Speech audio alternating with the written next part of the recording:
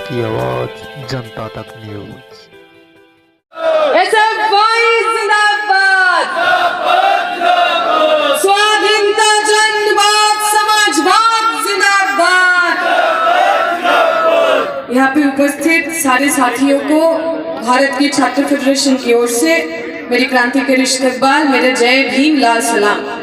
अब सभी लोगों को बधाई कि आप लोगों ने भादरा के अंदर राजकीय कॉलेज के अंदर जिस तरीके से एसएफआई के पूरी पैनल को जिताया है, हम ये उम्मीद करेंगे, आप लोगों को आश्वासन दिलाएंगे कि आगे चलते भादरा के अंदर कॉलेजों के अंदर छात्राओं का कोई भी दिक्कत, कोई भी समस्या, कोई भी परेशानी अगर होगा, भारत की छात्र फेडरेशन आपकी हर एक लड़ाई में, हर एक समस्या में आपके साथ रहेगा, आपका पास रहेगा। आपको कहीं से भी कोई शिकायत का मौका नहीं देंगे, कोई शिकायत का मौका नहीं मिलेगा। अभी जो अवसर है, अभी कुछ वक्त पहले बहुत अच्छा हमने प्रदर्शन देखा, एक लड़का एक लड़की बहुत अच्छा डांस किए, हम लोग सब लोग एंजॉय किए ना, उसको सुना ही नहीं दिया, एंजॉय किए, अच्छा लगा। हम चाहते हैं हमारे कॉलेजों के अंदर ऐसा ही परिवेश, ऐसा ही स्थिति बरकरार रहे।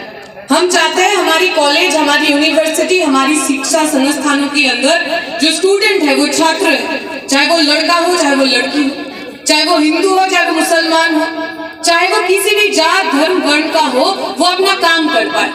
अगर उसको खेलना पसंद है तो वो खेल कूद करे, अगर उसको नाच गाना पसंद है तो वो नाच गाना करे, अगर उसको पढ़ाई लिखाई करना है तो पढ़ाई लिखाई करे।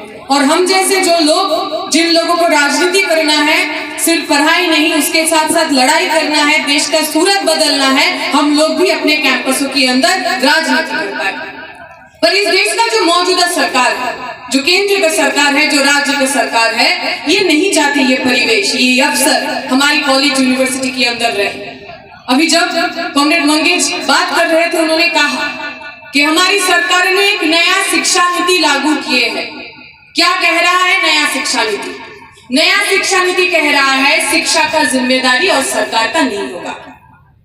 जब हमारा देश आजाद हुआ, जब इस देश के अंदर बाबा साहेब अम्बेडकर की फोटो लगी हुई है, बाबा साहेब अम्बेडकर ने संविधान का रचना किया, जो पहली बात उन्होंने लिखा था वो था शिक्षा का अधिकार। किसी की खैरात में, दान में, दया में हमें शिक्षा नहीं मिलता है। लड़ाई करके बाबा साहेब अम्बेडकर, सावित्रीबाई फुले, भगत सिंह ने लड़ाई करके इस देश के अंदर लोगों को शिक्षा का अधिकार दिया।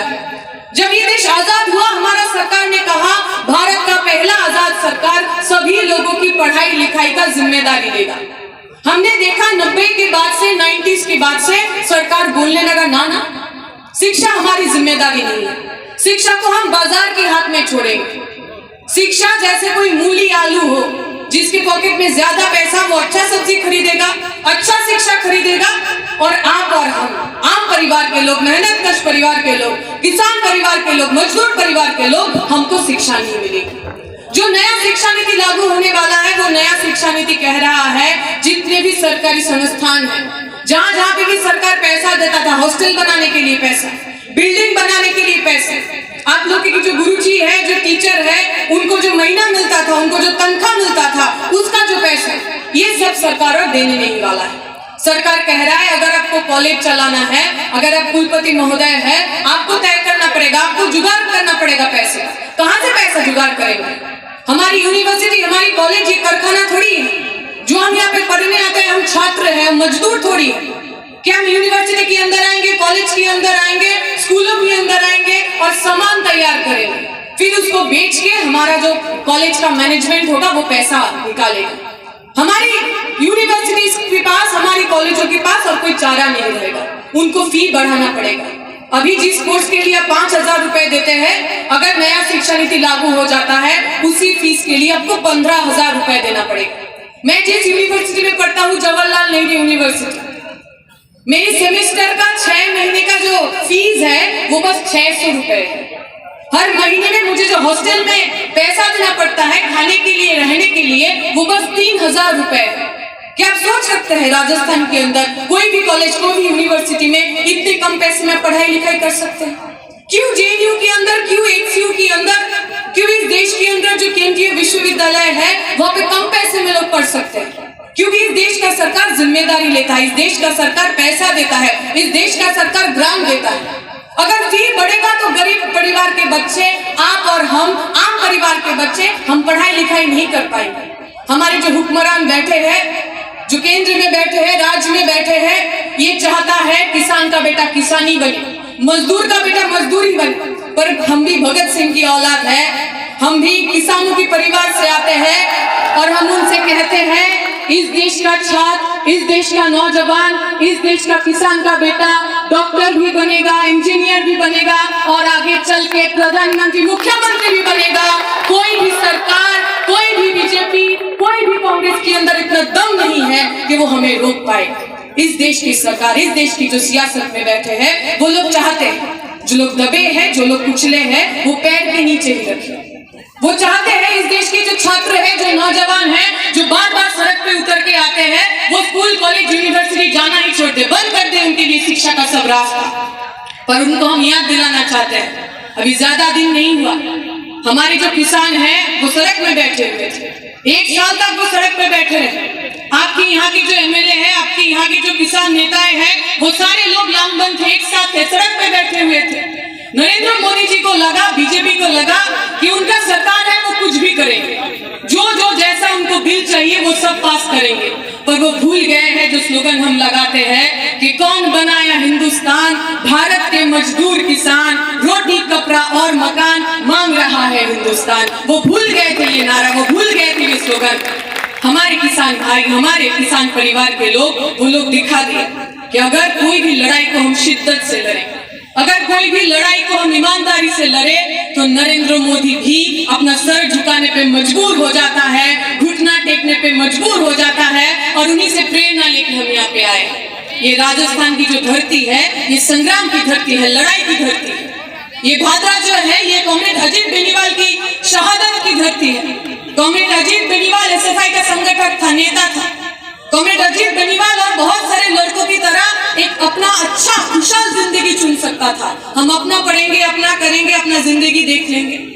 पर अजीत बेनीवाल को ऐसा लगा कि मैं जिस परिवारों से आता हूँ, मैं जिस गरीब परिवारों से आता हूँ, अगर उन परिवारों के जो आते हुए छात्र हैं, उनके अधिकारों के लिए हमें लड़ना है, तो हमको ये स्वाधीनता, जनवाद, समाजवाद, ये एसएफआई का झंडा को और भी मजबूती के साथ पकड़ना पड़ेगा। कॉमरेड अजीत बेनीवाल छात्रों की लड़ाई करते हुए अपना जान दे दिया, अपने शहादत दे दी। अभी इसके पहले हम सीकर में थे, सीकर के अंदर कॉमरेड कान्हाराम को हम जानते हैं, 15 साल का लड़का था कान्हाराम। फी वृद्धि के खिलाफ जब आंदोलन हुआ, उसके सामने खड़े थे कान्हाराम, और हम गर्व से कहते हैं, फकर से कहते हैं, कॉमरेड कान्हाराम शहीद हुए थे। कॉमरेड कान्हाराम का जो गोली लगा था, पुलिस का जो गोली लगा था, वो कान्हाराम की सीने पे लगा था, पीठ पे नहीं लगा था, क्योंकि भारत की छात्र फेडरेशन भागता नहीं है, कोई भी लड़ाई, कोई भी आंदोलन छोड़ के कभी भाग नहीं जाता। आपकी जो राजस्थान की धरती है, वो आंदोलन की धरती है, लड़ाई की धरती है। इसके पहले हम गंगानगर में थे, वहाँ पे घरसाना बोल के एक जगह है, वहाँ पे भी किसानों का बहुत बड़ा आंदोलन हुआ। किंताराम जी मिले मुझे, वो एमएलए थे वहाँ के पूर्व, तो वो कह रहे थे अपने जमाने का कुछ छोटे मोटे कहानी। वो कह रहे थे कोई एक पुलिस था, जब पुलिस ने किसानों पे हमला किया, लोग शहीद हुए, लोग खून हुए, तो एक कोई पुलिस ऑफिसर था जिसको थोड़ा मार भी पड़ी। किसानों ने अपना लाठी उठाया अपने आप को बचाने के लिए, टूट फूट गया था उसका पैर। तो वो आके, वो जो पुलिस है, वो हमारे पूर्व एमएलए जी को वो कह रहे थे, वो थोड़ा शिकायत कर रहे थे कि आपके किसान लोग, आपकी एआईकेएस, आपका किसान सभा, इन लोगों ने तो मेरा पैर तोड़ दिया। तो वो जवाब देते हैं कि हम तो किसान हैं, अगर कोई हमारा पानी काटने आता है तो हम तो उसका हाथ काट देते हैं, आपका तो बस पैर ही तोड़ा था। ये राजस्थान जो है, ये लड़ाई का धरती है। ये राजस्थान सिखाया है कि अपनी जमीन के लिए लड़ना, अपनी जमीन के लिए लड़ते लड़ते शहीद हो जाने में कहीं पे कोई दुख का बात नहीं है, गम का बात नहीं है। मैं आप सभी लोगों से उम्मीद करूंगी, आप जो युवा है, आप जो इस देश का आगामी है, भविष्य है, आप बस ये कॉलेज की चुनाव, इस कॉलेज में उपाध्यक्ष, अध्यक्ष, सचिव, महासचिव बनने तक अपने आप को सीमित नहीं रखेंगे। इस देश को बदलने में, राजस्थान को बदलने में जो आपको करना चाहिए, जो राजनीति की काम आपको करना चाहिए, उसके साथ भी आप लंबंद होंगे। हमारे बीच कॉमरेड है, कॉमरेड छात्र संगठन से जुड़े हुए थे, कॉमरेड छात्र नेता थे, कॉमरेड आज एमएलए भी है। देखिए, अगर छात्र नेता को आप एमएलए बनाएंगे तो आपको कॉलेज मिलेगा, और अगर चाय बेचने वाले को प्रधानमंत्री बनाएंगे तो आपका देश वो बेच देगा। आपको तय करना पड़ेगा आप कैसे लोगों के साथ खड़े रहेंगे, किन लोगों को आप एमएलए बनाएंगे, किन लोगों को सियासत में बिठाएंगे, सरकार में बिठाएंगे। मैं अपना बात लंबा नहीं करूंगी, सब लोगों का मूड है, मन है, हम बहुत और भी अच्छे अच्छे सांस्कृतिक कार्यक्रम देखेंगे, एक साथ एंजॉय करेंगे। बस एक स्लोगन, एक बात, जो बात शहीद आजम भगत सिंह ने हमें सिखाया था, शहीद आजम भगत सिंह ने हमें सिखाया है इस देश के लिए, इस देश के लोगों के लिए अगर हमें शहादत भी देना पड़े तो उसके लिए भी हमें पीछे नहीं हटना चाहिए। वो कहते हैं कि दम है कितना दमन में तेरे, देख लिया है देखेंगे, जगह है कितना जेल में तेरे, देख लिया है देखेंगे।